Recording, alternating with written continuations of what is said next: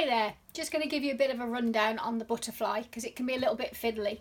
So if you've got your wings and got them prepped, you will need to put the creases in them, otherwise they're not going to fit in the body part of the butterfly.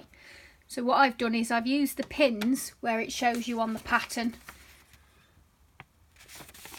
overlap the one part to the other, and by doing so you will decrease the body size, which will then fit in. So all I've done is I've overlapping the two pins, which will make that edge straight, and I'm going to sew it together. And by doing this, it will then fit in the body of your butterfly.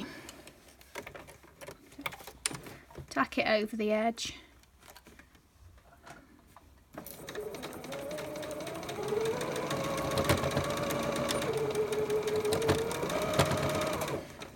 That's all that's needed, just to hold it in place. So this will now fit in the butterfly. So you've got your butterfly bits ready done. Good sides facing, so tuck them inside.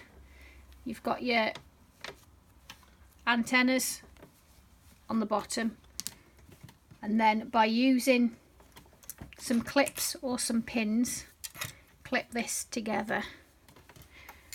By doing this, this will help it sit in your butterfly a little bit easier. I'm just going to slide that in, making sure that the pattern is the same way as where your antennas are, and then when it goes in, it will fit along the body part.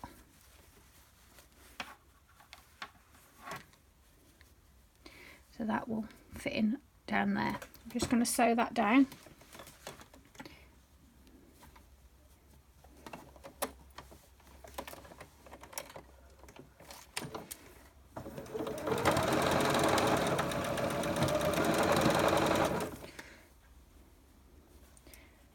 Just keep lining it up.